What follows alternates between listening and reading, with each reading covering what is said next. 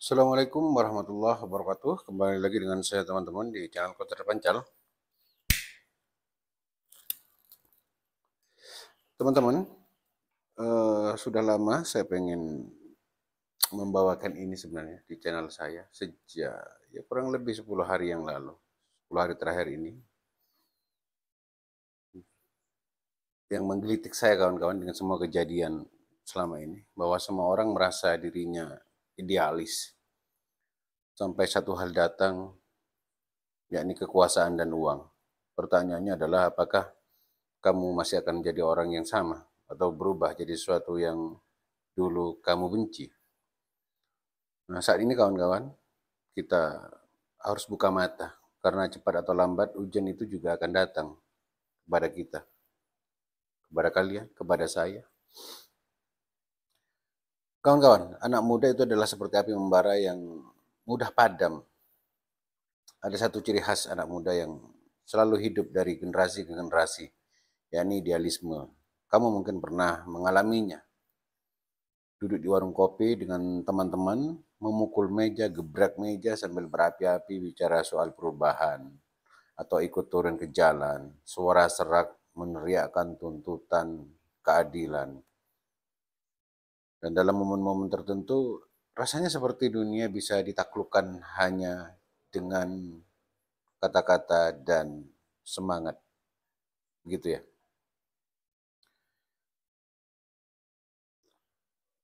Idealisme di usia muda itu ibarat api kawan-kawan, terang, murni, penuh energi dan belum terkontaminasi oleh kepentingan-kepentingan yang pragmatis. Api itu membakar dada, memberi keyakinan bahwa besok dunia pasti lebih baik kalau aku ada di dalamnya.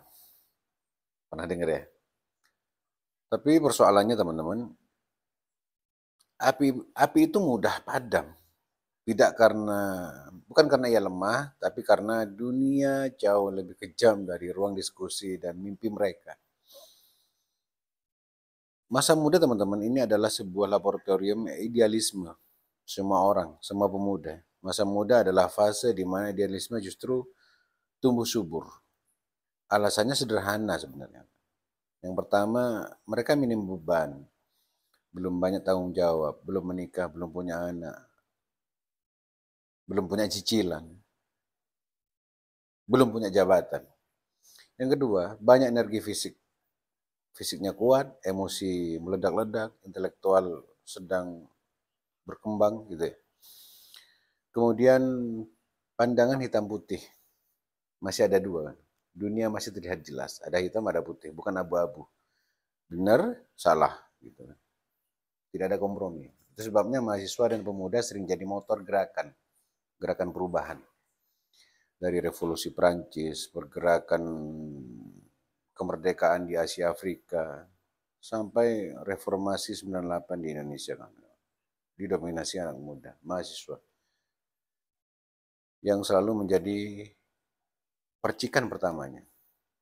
Tapi sejarah juga mencatat teman-teman, banyak dari mereka yang dulunya turun ke jalan, kemudian masuk ke gedung-gedung kekuasaan, dan eh, perlahan-lahan melupakan janji-janji mulia mereka sendiri.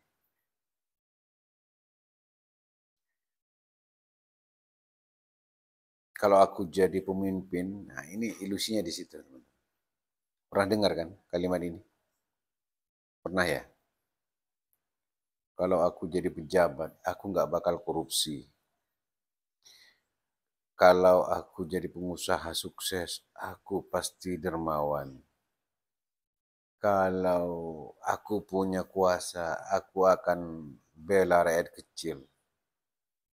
Dan seterusnya kalimat-kalimat ini sering diucapkan dengan penuh keyakinan.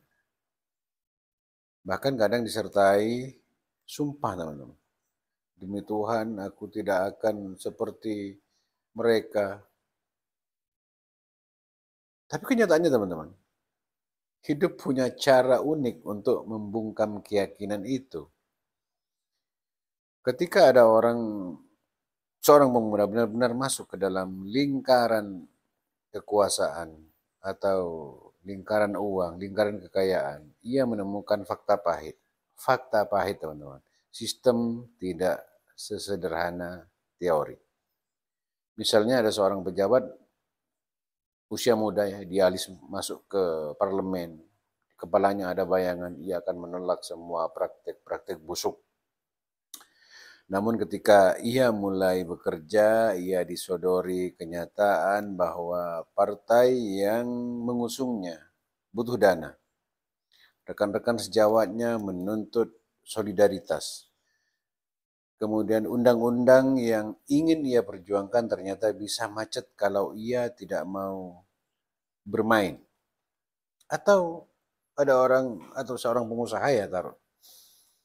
Pengusaha muda yang sukses. Dulu ia berjanji akan tetap sederhana, tidak silau akan harta. Tapi begitu uang mengalir deras, lingkaran pergaulan mulai berubah, standar hidup naik, orang-orang di sekitarnya mulai menuntut sedikit demi sedikit. Janji sederhana yang tadi ada di jiwanya itu tergerus.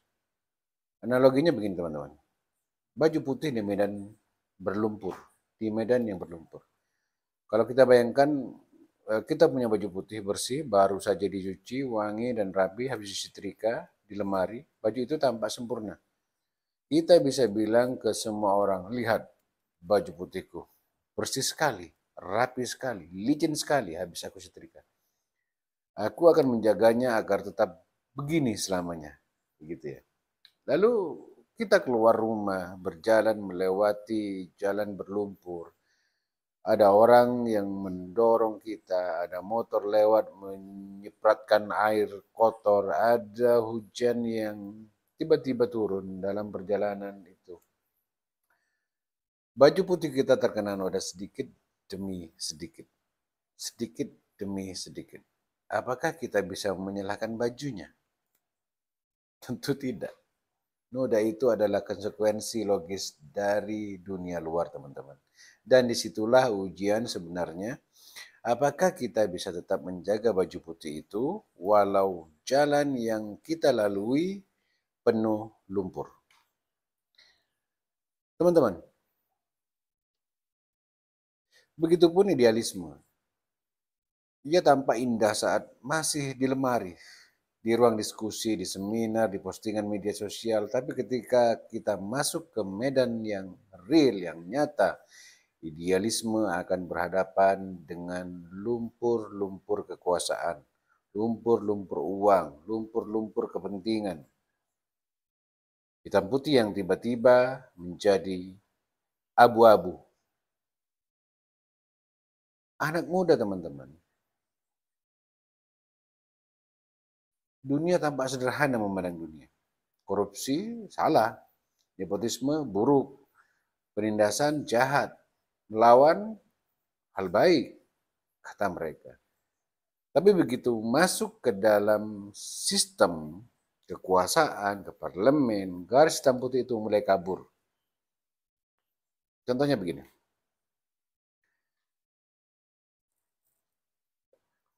Seorang pejabat dihadapkan pada pilihan teman-teman. Kalau ia menolak tanda tangan proyek karena ada aroma korupsi, pembangunan bisa mandek dan rakyat tetap sengsara. Tapi kalau ia setujui, ia ikut tanda tangan, ia ikut melanggar idealismenya. Mana yang lebih benar dan mana yang harus dipilih? Seorang pengusaha diminta menyumbangkan atau diminta sumbangan oleh seorang pejabat agar usahanya lancar. Kalau ia menolak, perusahaannya bisa gulung tikar dan ratusan karyawan kehilangan pekerjaan. Sumbangan tanda kutip. Koordinasi. Kalau ia memberi, ia melanggar prinsip anti suapnya. Apa yang harus dipilih? Inilah dilema kawan-kawan yang membuat banyak idealis-idealis tadi mulai goyah. Mereka tidak lagi melihat dunia dalam hitam putih, melainkan abu-abu. Dan abu-abu itu membingungkan. Kawan-kawan, janji itu akan diuji, sumpah itu akan diuji. Di titik ini, satu kebenaran muncul. Janji idealisme paling keras sekaligus dari siapapun itu akan diuji. Bukan saat kita bicara, tapi ketika kita berkuasa dan berharta. Sejarah, kita belajar sejarah, penuh dengan orang-orang yang dulu mengutuk sistem, tapi kemudian menjadi bagian dari sistem itu sendiri, kawan-kawan. Namun sejarah juga menyimpan sedikit orang-orang yang bisa bertahan. Mereka inilah yang kelak dianggap hero, dianggap pahlawan. Bukan karena retorika mereka, kawan-kawan, tapi karena konsistensi mereka di tengah ujian. Nah, pertanyaannya adalah kita akan masuk ke golongan yang mana?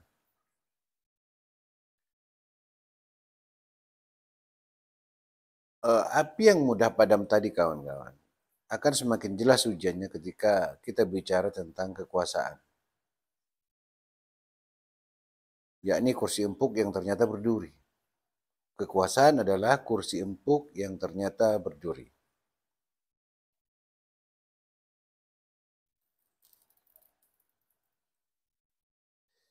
Ada pepatah lama yang berbunyi, kawan-kawan, power tends to corrupt and absolute power corrupt absolutely. Kekuasaan adalah godaan bagi manusia, kawan-kawan. Dari luar ia terlihat seperti kursi empuk, empuk banget gitu ya, nyaman, bergengsi, penuh fasilitas, ruangan ber-AC. Namun begitu kita duduk, kita akan sadar kursi itu dipenuhi duri, di senderannya, di tempat pantatnya. Begitu juga dengan kekuasaan, kawan-kawan, yang merupakan pedang bermata dua. Pada dasarnya adalah alat. Ia bisa dipakai untuk kebaikan, bisa juga untuk keburukan. Namanya juga bermata dua. Di tangan seorang pemimpin yang baik, pemimpin yang bijak, kekuasaan bisa membebaskan, mencerdaskan, menyejahterakan bahkan. Tapi di tangan orang-orang yang culas, orang-orang yang greedy, orang-orang yang serakah, kekuasaan menjadi senjata penghancur yang membunuh mimpi-mimpi banyak orang. Masalahnya,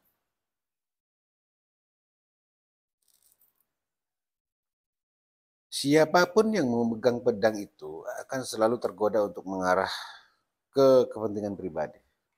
Pedang itu diarahkan ke kepentingan pribadi.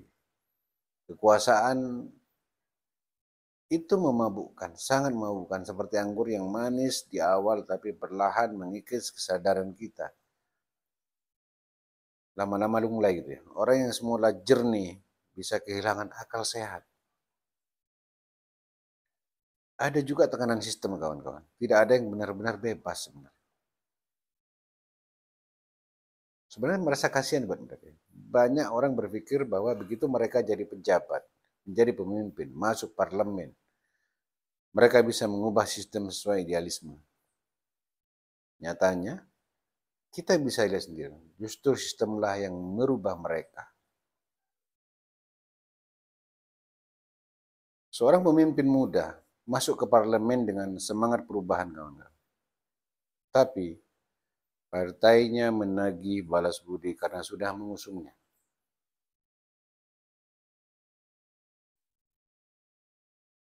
Rekan sejawat menuntut solidaritas fraksi. Lobi-lobi politik menekan dari berbagai arah. Media siap membesar-besarkan kesalahan kecil. Apalagi? Nah, banyak teman-teman. Nah, di titik itulah ia menyadari sesuatu. Idealisme memang perlu, penting bahkan. Tapi bertahan di dalam sistem seringkali jauh lebih sulit daripada melawannya dari luar. Teman-teman,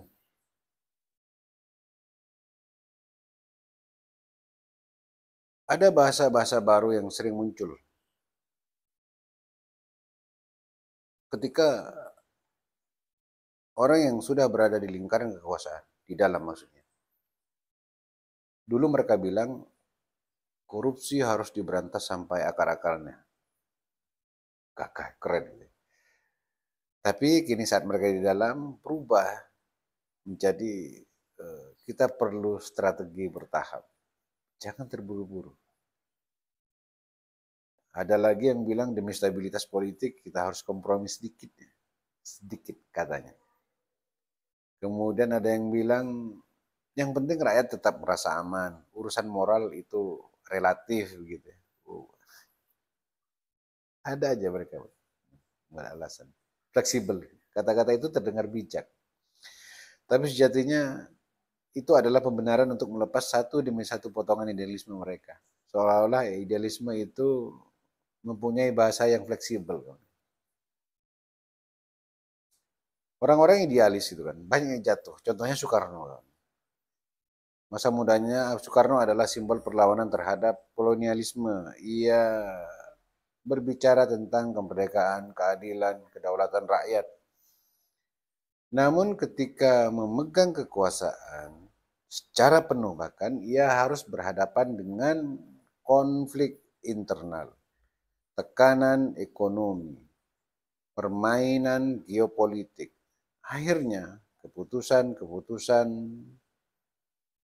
kompromi tadi harus diambil, termasuk mendekat ke blok tertentu yang membuat idealisme yang awalnya dipertanyakan.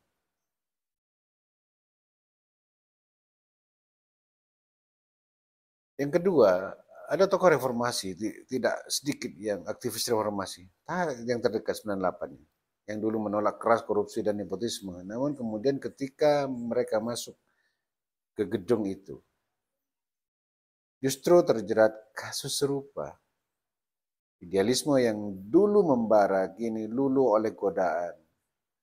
Godaan kursi, godaan proyek. Banyak juga pemimpin dunia, kawan-kawan. Di era modern ini, di Amerika Latin ada banyak pemimpin populis bahkan, yang lahir dari rahim rakyat miskin. Mereka mulai dengan janji anti korupsi, mulai dengan janji pemerataan. Namun tak sedikit yang akhirnya tumbang. Karena skandal, karena lifestyle, gaya hidup yang mewah, atau hal-hal otoriter lain. Sejarah berulang, kawan-kawan. Dan seringkali membuktikan bahwa kekuasaan adalah ujian moral yang paling keras. Lantas kita bisa bertanya, mengapa orang bisa berubah? Bahwa para peneliti psikologi politik menjelaskan bahwa ada beberapa alasan mengapa kekuasaan begitu cepat sekali mengubah manusia. Yang pertama, kawan-kawan, ada ilusi kendali. Orang yang berkuasa merasa seolah-olah mereka bisa mengendalikan segalanya. Ilusi ini, kawan-kawan, membuat mereka berani melanggar batas moral. Yang kedua, bubble kekuasaan seorang pemimpin yang sering hidup dalam bubble, gelembung gitu. Hanya mendengar apa yang ingin didengar, dikelilingi oleh orang-orang yang terus memuji, jarang mendapat kritik-kritik yang jujur. Akibatnya apa? Realitas terasa jauh. Seperti saat ini di negara kita. Ada juga pembenaran moral. Banyak pemimpin jatuh bukan karena niat jahat awal, tapi karena selalu punya alasan untuk membenarkan tindakan-tindakannya. Misalnya begini, dia bilang ini demi stabilitas negara, atau ini untuk kebaikan jangka panjang.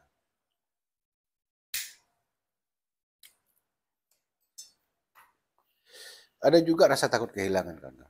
Takut kehilangan kekuasaan. Semakin lama berkuasa, semakin besar ketakutan mereka akan kehilangan kekuasaannya. Dari ketakutan itu lahir tindakan represif, manipulasi, bahkan kekerasan. Kursi berduri itu adalah harga yang harus dibayar, teman-teman. Kekuasaan memang memberi kenyamanan, tapi juga penuh dengan resiko. Sedikit salah langkah, karir bisa hancur. Sedikit lengah, lawan politik siap menerkam. Sedikit kompromi, idealisme bisa hilang selamanya. Kursi itu kawan-kawan memang empuk, enak banget hidupnya gitu ya. Tapi setiap kali ada orang bersandar, ada duri yang menusuk pelan-pelan dari belakang. Pertanyaannya, berapa lama kamu bisa bertahan di atasnya sebelum kamu berdarah? Kawan-kawan,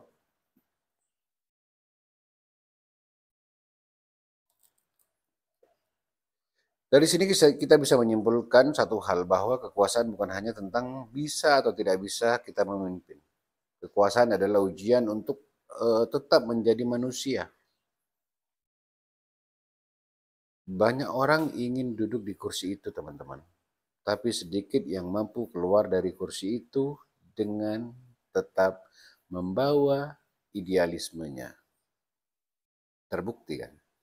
Dan ujian demi ujian berikutnya bahkan lebih licin, lebih memabukkan. Apa itu? Uang. Ibarat air laut yang diminum karena haus. Tak pernah menghilangkan haus. Kalau kekuasaan adalah pedang bermata dua, maka uang adalah air laut. Semakin kamu minum, maka semakin kamu haus. Semakin kamu punya, semakin kamu merasa tidak pernah cukup. Banyak yang bilang, saya tidak mengejar uang, hanya ingin hidup layak. Tapi apa standar hidup layak itu? Selalu berubah kan? Awalnya rumah kontrakan sederhana, lalu rumah permanen, lalu villa di pegunungan. Awalnya motor butut, motor bekas, lalu mobil baru, lalu koleksi supercar. Awalnya satu rekening, lalu 10 rekening, dengan saldo miliaran bahkan triliun. Yang pada akhirnya uang bukan lagi sekedar alat. Ia berubah menjadi penguasa halus yang mengendalikan hidup mereka. Terbukti juga. Uang adalah janji palsu, teman-teman. Dari kecil kita sudah dijejali keyakinan bahwa uang bisa menyelesaikan masalah. Iklan di televisi, media sosial, bahkan pendidikan formal sering memproyeksikan narasi bahwa sukses identik dengan kaya.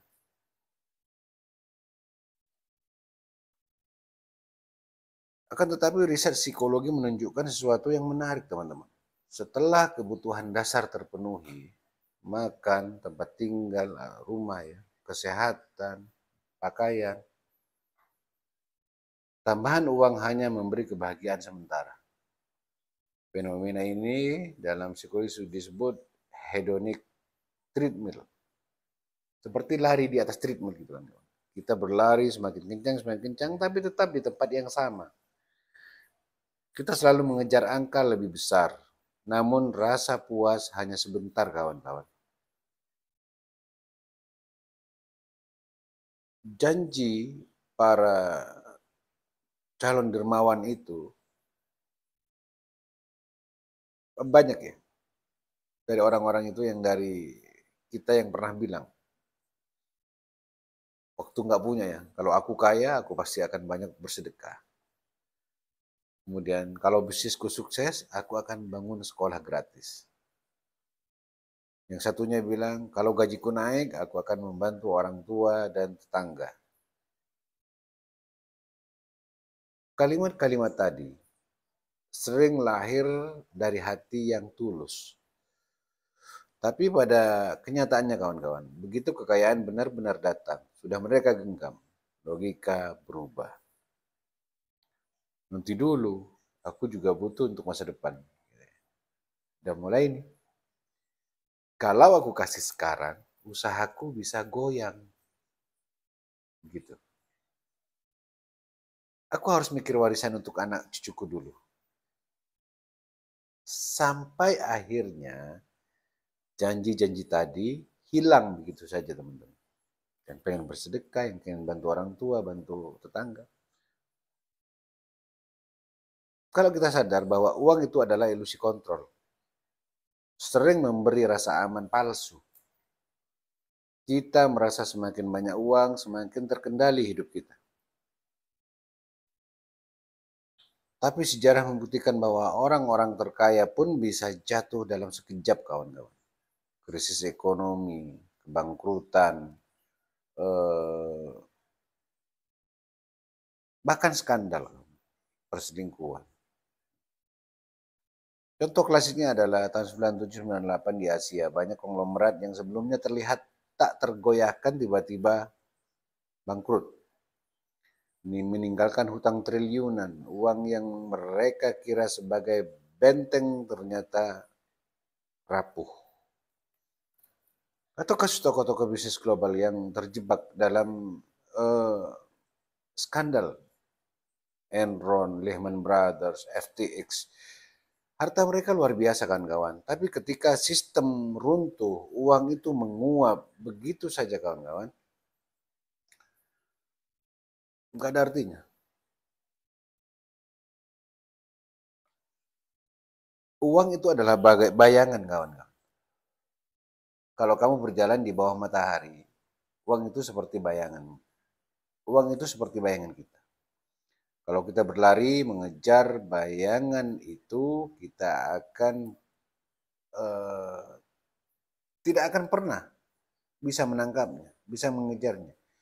Tapi kalau kita berjalan dengan tenang, bayangan itu justru akan selalu mengikuti kita.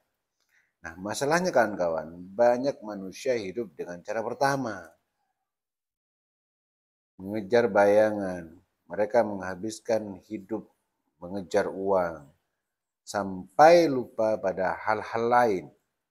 Lupa keluarga, lupa kesehatan, bahkan lupa jati dirinya.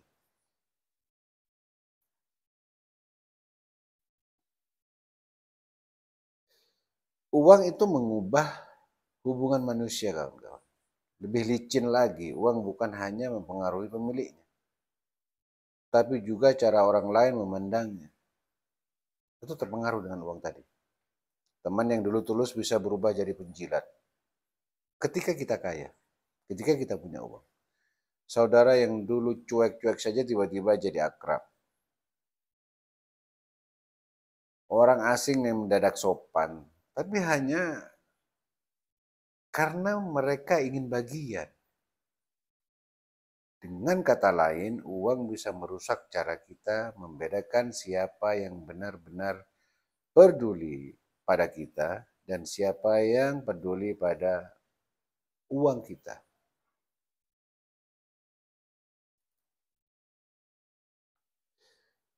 Kita belajar lagi dari beberapa contoh kawan.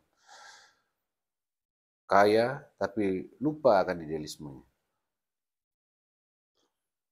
Banyak pengusaha filantropi yang gagal konsisten. Banyak pengusaha mulai dengan visi mulia, menciptakan lapangan kerja, membangun ekonomi bangsa, bla bla bla bla. Setelah sukses, mereka larut dalam gaya hidup hedon, melupakan visi awal. Ada juga politisi kaya yang dulu berjuang dengan idealismenya anti korupsi. Lalu setelah bergelimang harta justru menjadi bagian dari masalah yang dulu ia lawan. Ironis.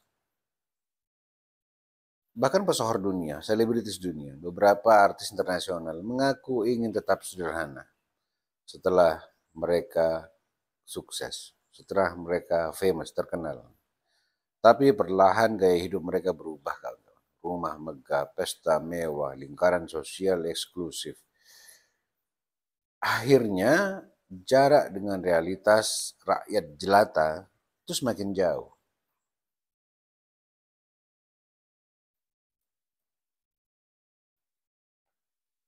Teman-teman,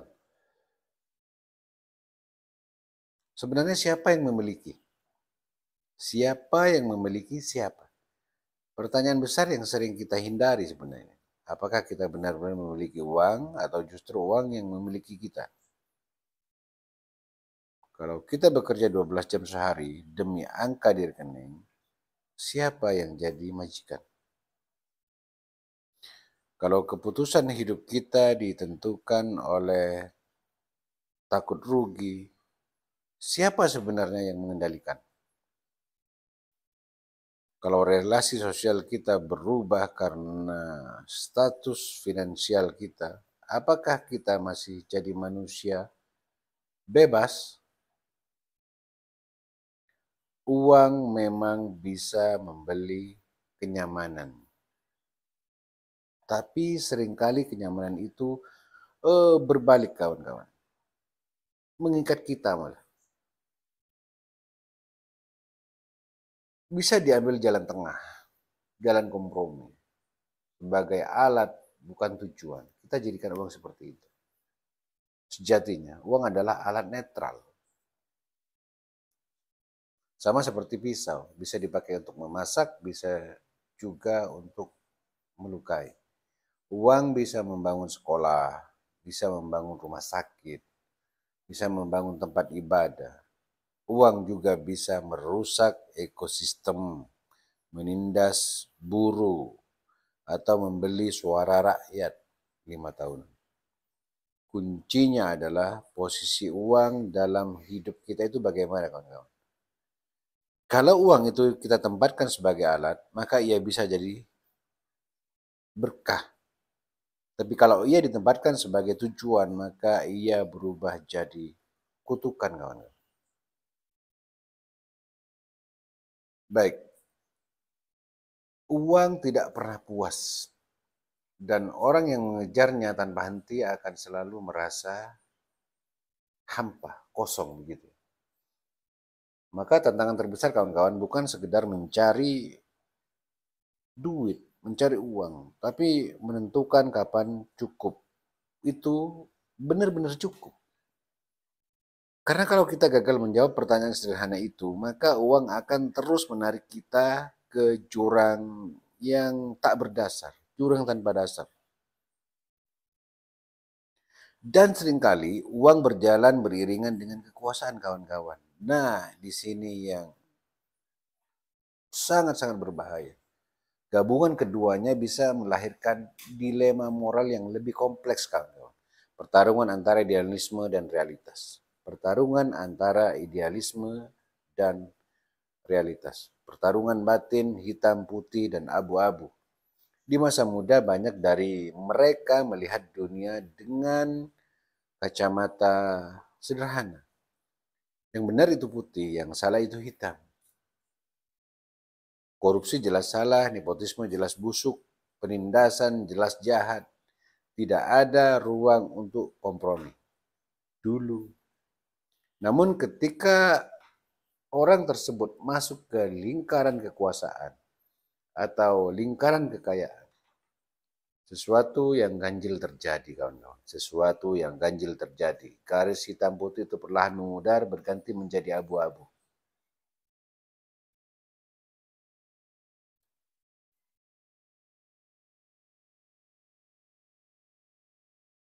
Maka terjadilah yang dinamakan kompromi kecil menjadi kompromi besar. Kebanyakan manusia tidak tiba-tiba berubah dari idealis murni menjadi oportunis total gitu. Prosesnya smooth, halus, hampir tak terasa bahkan. Cuma sekali ini aku terima amplop, toh untuk dana sosial. Ya sudahlah, proyek ini untuk teman dekat, toh dia juga butuh. Kalau menolak, aku bisa disingkirkan. Kalau aku ikut, aku masih bisa bantu rakyat dari dalam. Kompromi kecil ini terasa masuk akal, kawan-kawan. Akan tetapi ia seperti retakan kecil di bendungan. Lama-lama retakan itu melebar lalu jebol. Menenggelamkan semua idealisme mereka.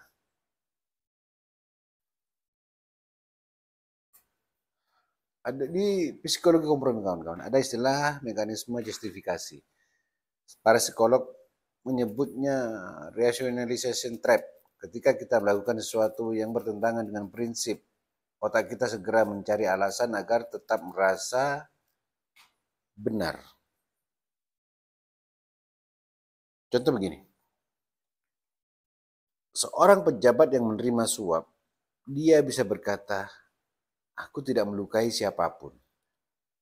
Justru dengan uang ini, aku bisa bantu keluarga miskin. Ada juga pengusaha yang membayar suap, bisa bilang kalau aku tidak melakukan ini, suap ini, perusahaanku bangkrut, aku melindungi ratusan karyawan. Nah, dengan logika seperti ini kawan-kawan, dosa besar bisa terasa seperti kebajikan. Dosa besar bisa terasa seperti kebajikan. Apakah kompromi selalu buruk? Apakah kompromi selalu buruk? Ini pertanyaan paling penting. Jawabannya tidak juga. Dalam politik, dalam bisnis, kompromi kadang perlu agar sesuatu bisa berjalan. Contoh begini, seorang pemimpin mungkin harus berkompromi dengan lawan politik agar undang-undang penting bisa lolos.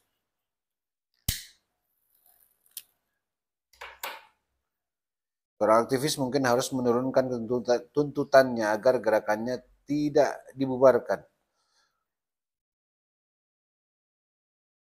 Akan tetapi kawan-kawan, ada garis tipis antara kompromi strategis dan kompromi prinsip. Kompromi strategis kawan-kawan mengalah sedikit demi tujuan lebih besar. Ini kompromi strategis. Sedangkan kompromi prinsip menyerahkan nilai inti demi keuntungan sesaat. Sayangnya garis ini sering kabur kawan-kawan. Orang yang awalnya melakukan kompromi strategis mudah tergelincir ke kompromi prinsip.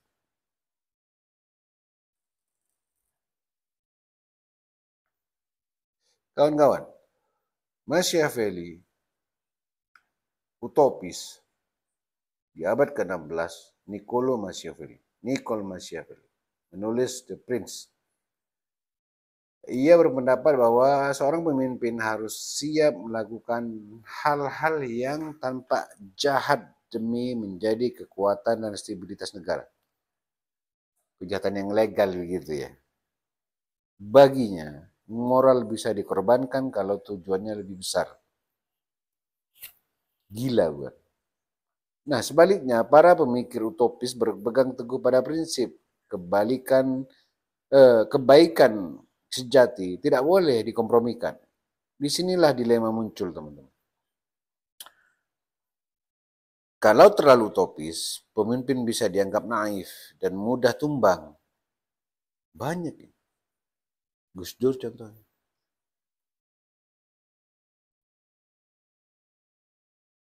Pemimpin bisa menjadi tirani menindas kawan-kawan. Mungkin itulah sebabnya politik dan kekuasaan selalu penuh warna abu-abu. Sulit ada yang benar-benar putih, sulit juga yang sepenuhnya hitam. Benar terlihat salah, salah terlihat benar kawan-kawan. Kawan-kawan, ada dilema di kursi kekuasaan. Kalau kamu bisa bayangkan ada seorang pejabat idealis yang ingin menolak proyek bermasalah. Kalau ia menolak, pembangunan di daerah bisa berhenti. Rakyat tetap sengsara, katanya. Lawan politik akan memakainya untuk menyerang. Kalau ia setuju, proyek jalan, rakyat senang, tapi ia tahu ada uang kotor di balik itu. Apa yang harus kita lakukan? Apa yang harus mereka lakukan?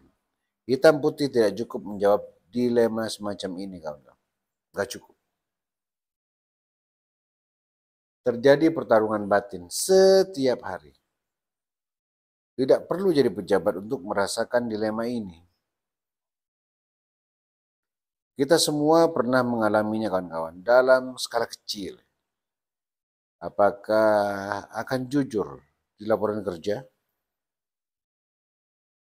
Atau sedikit manipulasi demi bonus? Sering ya. Apakah akan membayar pajak penuh atau potong dikit karena merasa negara korup? Apakah akan berkata jujur pada teman atau menyembunyikan demi menjaga perasaan? Nah, dilema-dilema kecil tadi teman-teman, inilah yang membentuk karakter kita.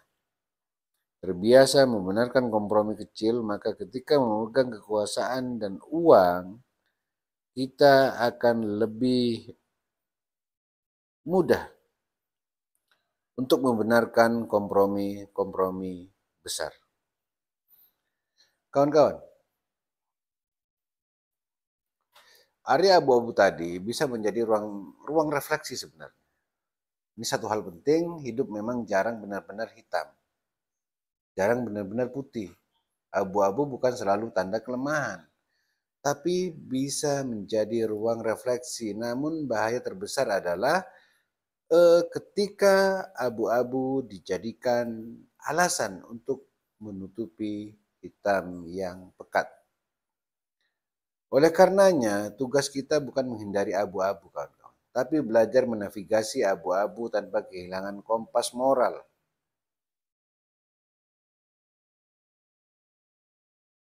Teman-teman, pertarungan batin ini adalah inti dari ujian idealisme sebenarnya.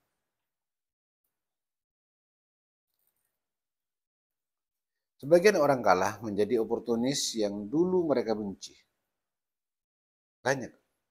Sebagian orang bertahan meski babak belur begitu, tetap menjaga bara api di dalam dada. Nah, pada akhirnya teman-teman, pertanyaan sederhana muncul. Tapi sulit walaupun sederhana. Sejauh mana kita rela berkompromi tanpa kehilangan diri kita, prinsip kita, karakter kita. Dan sejarah membuktikan kawan-kawan, hanya sedikit yang bisa melewati babak ini dengan selamat. Nah, mereka itulah yang kita sebut orang-orang yang survive, orang-orang yang bertahan. Sejarah manusia bukan hanya berisi cerita tentang orang-orang yang jatuh dalam godaan kekuasaan dan uang. Di antara lautan pengkhianatan idealisme, selalu ada bintang-bintang yang bersinar, kawan-kawan. Orang-orang yang membuktikan bahwa integritas bukan utopia, tapi pilihan yang mungkin dijalani oleh kita. Mereka mungkin jumlahnya sedikit, tapi justru karena langkah itulah mereka dikenang. Mereka bukan sekedar pemegang jabatan, kawan-kawan, melainkan penjaga moral. Moral apa? Moral sejarah. Moral sejarah. Nelson Mandela dari penjara ke panggung dunia. 27 tahun, gak main-main, kawan. Seperempat abad lebih. Mandela dipenjara oleh rezim apartheid Afrika Selatan waktu itu. Bayangin aja, seperempat abad hidup di balik jeruji karena idealismenya. Ketika akhirnya ia bebas dan menjadi presiden, banyak orang menduga ia akan menuntut balas dendam. Bukankah wajar jika setelah puluhan tahun menderita, ia ingin membalas rasa sakit itu?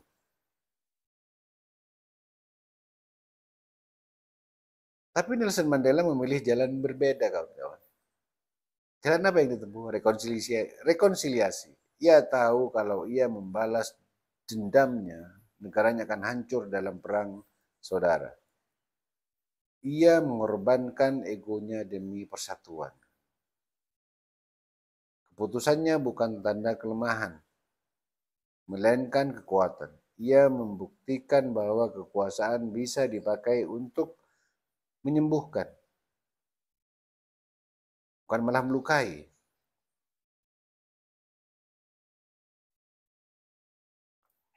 Ada juga Mahatma Gandhi, kuasa tanpa kekuasaan. Gandhi memimpin negara perlawanan melawan penjajahan Inggris dengan senjata paling sederhana sebenarnya.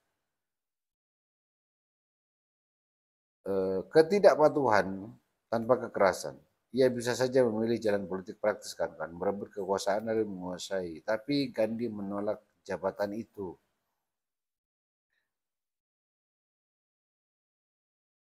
Baginya kekuasaan sejati bukanlah kursi, kan, melainkan otoritas moral. Oleh karenanya, bahkan setelah India merdeka, Gandhi tetap hidup sederhana. Dia menenun bajunya sendiri, menjahit sendiri, berjalan kaki, makan seadanya. Ini memberi pesan bahwa kekuasaan tanpa kesederhanaan hanya akan menjadi tirani. Ada Jose Mujica, presiden termiskin di dunia. Nama ini kawan-kawan mungkin kurang populer dibandingkan nama-nama tadi, Mandela, Gandhi. Tapi kisahnya ini sangat legend, kawan. Kisahnya legendaris. Jose Mujica, Presiden Uruguay 2010 sampai 2015, dijuluki The World's Poorest President. The World Poorest President. Presiden termiskin karena ia menolak tinggal di istana presiden. Memilih hidup di rumah-rumah sederhana di pinggiran kota. Mobilnya cuma Volkswagen Beetle tua. 90% gajinya ia sumbangkan untuk charity, untuk amal. Ketika ditanya kenapa hidup seperti itu, jawabannya simple. Orang miskin adalah orang yang bukan tidak punya banyak uang, tapi adalah orang yang tidak pernah merasa cukup. Itu orang miskin. Dia membuktikan bahwa kekuasaan tidak harus disertai kemewahan. Banyak tokoh spiritual yang menjaga kesuciannya di tengah-tengah godaan, kawan. Bukan hanya politisi. Banyak tokoh spiritual juga memberi teladan. Bagaimana tidak dikuasai uang. Bagaimana agar tidak dikuasai kekuasaan. Dalai Lama tetap sederhana meski dihormati seluruh dunia. Tetap sederhana. Ada Bunda Teresa memilih melayani orang miskin di Kalkuta, di Kolkata. Bukannya hidup nyaman dengan pengaruh global yang ia punya.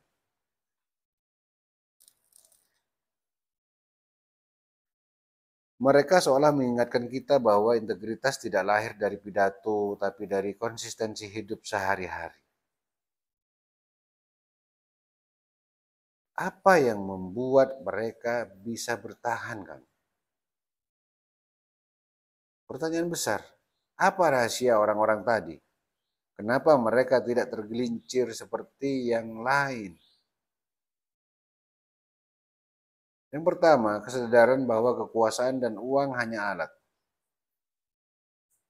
Penting banget.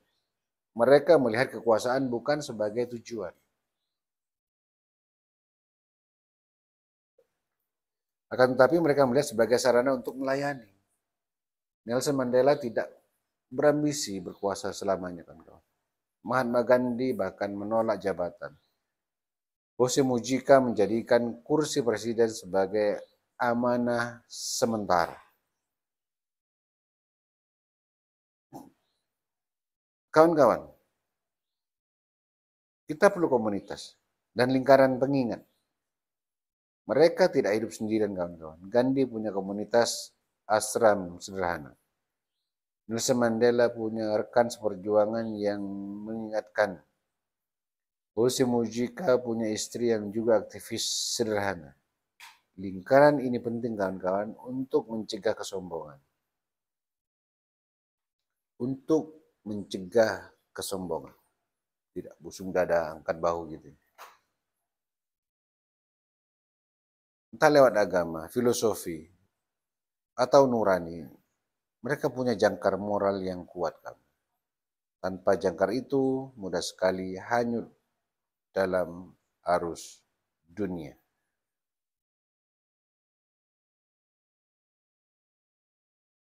Mereka sadar kawan-kawan, nama baik abadi lebih berharga daripada kekuasaan sementara. Nelson Mandela tahu ini. Sejarah akan menilainya lebih dari sekedar seorang presiden. Gandhi tahu itu. Dunia akan mengingat integritas lebih dari sekedar jabatan.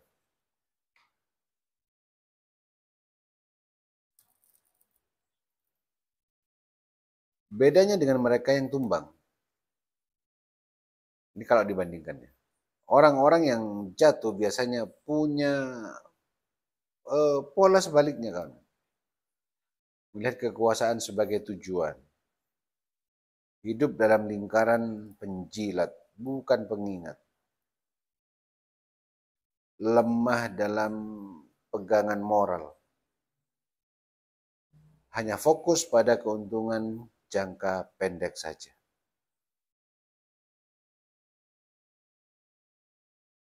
Kedengarannya sederhana, tapi perbedaan itulah yang memisahkan pahlawan dari pecundang.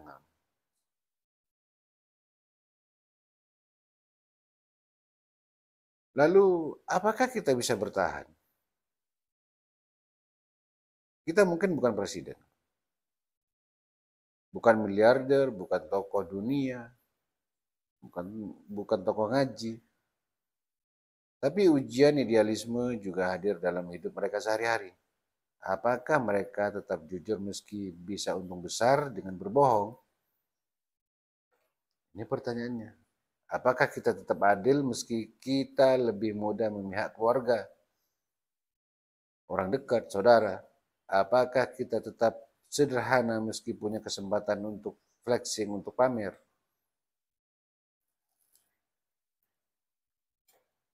Kalau kita gagal dalam ujian kecil, bagaimana kita bisa melihat dan berharap bisa bertahan dalam ujian besar seperti Mandela, Gandhi, Osimujika?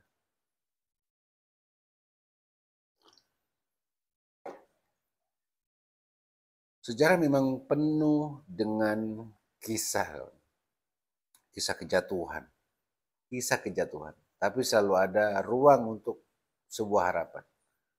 Orang-orang seperti Nelson Mandela, seperti Gandhi, seperti Jose Mujika menunjukkan bahwa bertahan itu mungkin. Tidak mudah memang, karena tidak populer, tidak instan juga.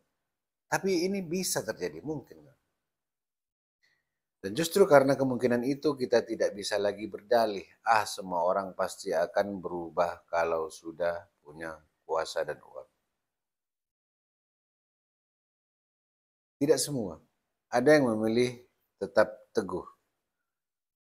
Pertanyaan selanjutnya kawan-kawan, apakah suatu hari giliran kita duduk di kursi itu atau memegang harta yang banyak itu, maukah kita termasuk golongan yang bertahan? Kawan-kawan, ada sebuah cermin yang tak bisa bohong. Setelah semua pembahasan dari tadi tentang kekuasaan, tentang uang, tentang kompromi, dan mereka yang bertahan, ada satu ujian terakhir kawan-kawan yang sebenarnya tidak pernah bisa kita hindari.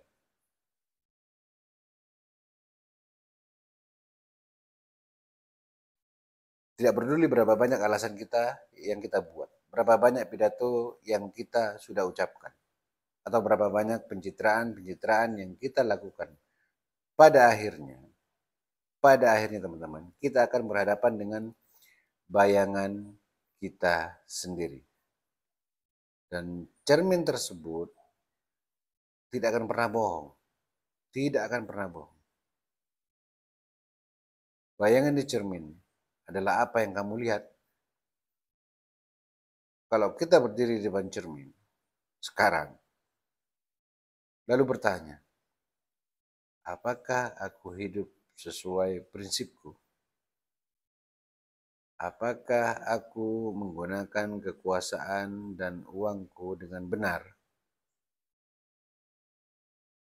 Apakah aku masih orang yang sama seperti dulu sebelum semuanya datang? Apa jawaban yang akan muncul? Apakah kamu masih bisa menatap matamu sendiri tanpa rasa malu? Kawan-kawan, sejarah bisa lupa, tapi cermin tidak. Mereka tidak lupa kan. Banyak orang hidup dengan ilusi bahwa sejarah akan selalu mengingat mereka. Faktanya kawan-kawan, mayoritas nama akan hilang di telan waktu. Yang tersisa hanya sedikit dan biasanya bukan karena mereka kaya raya, tapi karena nilai-nilai yang mereka wariskan.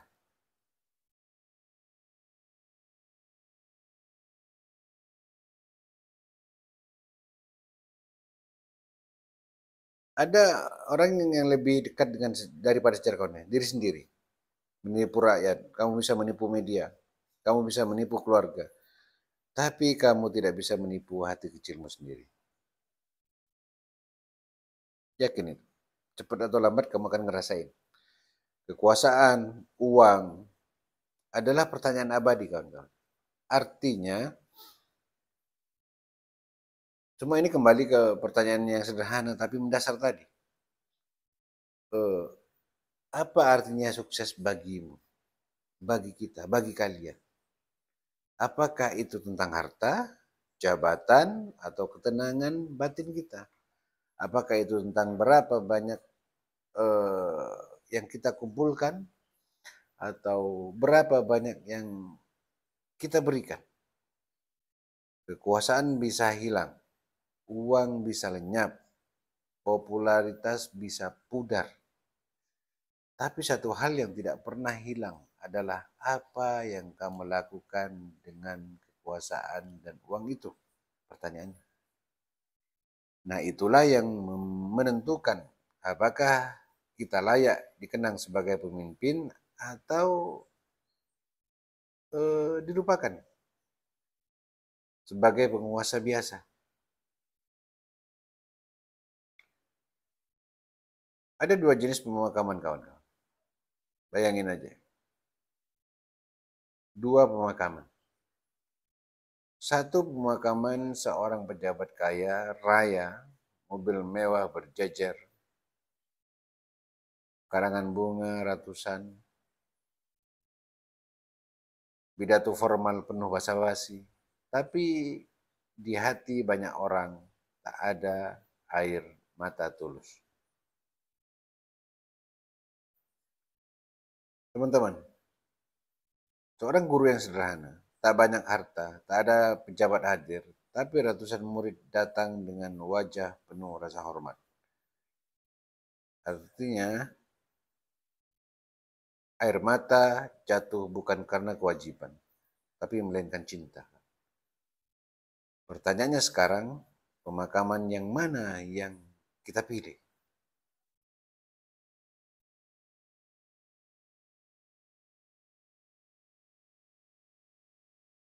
Idealisme adalah rumah, kawan. Setelah semua pergulatan, pada akhirnya idealisme bukanlah beban. Namun idealisme adalah rumah tempat kita kembali, rumah tempat kita pulang. Kekuasaan bisa mengasingkan kita, uang bisa mengubah kita, kompromi bisa membingungkan kita. Tapi idealisme kawan-kawan, kalau kita menjaganya sekali lagi akan selalu menjadi jangkar yang membuat kita mengerti arah. Bukan berarti kita tidak boleh realistis, bukan. Tapi realisme tanpa idealisme hanyalah sinisme, kawan-kawan. Dan idealisme tanpa realisme hanyalah mimpi kosong, konyol gitu. Keduanya harus berjalan bersama, seperti kaki kiri dan kanan, bergantian, agar tetap bisa melangkah.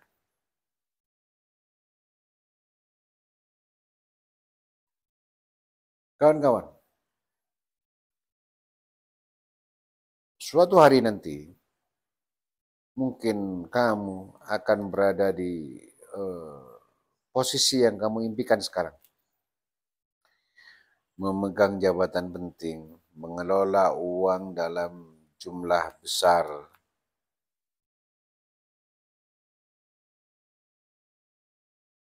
mempunyai pengaruh yang bisa mengubah banyak hal.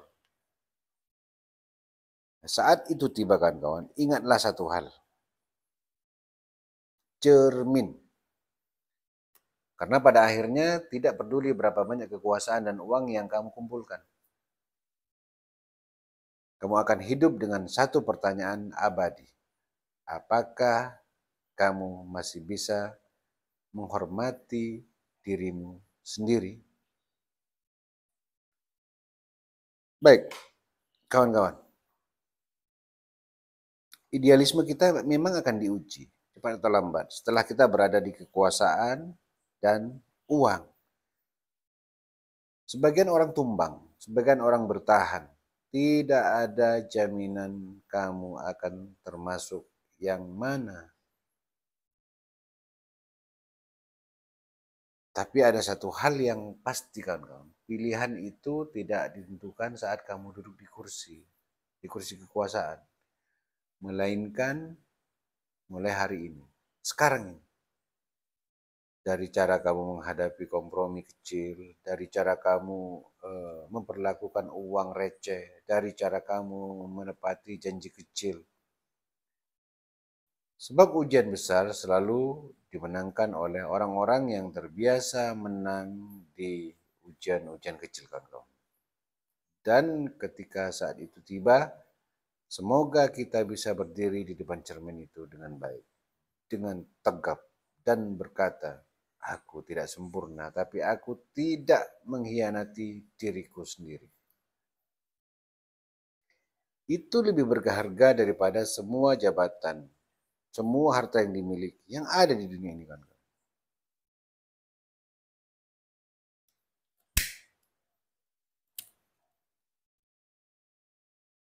Setelah semua uraian panjang tadi, kita kembali ke pertanyaan awal. Apa yang akan terjadi pada idealismemu saat kekuasaan dan uang datang? Jawaban itu tidak akan lahir nanti kan, melainkan hari ini. Dari cara kamu bersikap pada hal kecil, dari cara kamu menolak atau menerima kompromi kecil, dari cara kamu menempatkan uang dalam hidup. Karena ujian besar bukan soal kekuasaan dan uang. Bukan. Tapi soal siapa dirimu ketika berhadapan dengan keduanya. Teman-teman,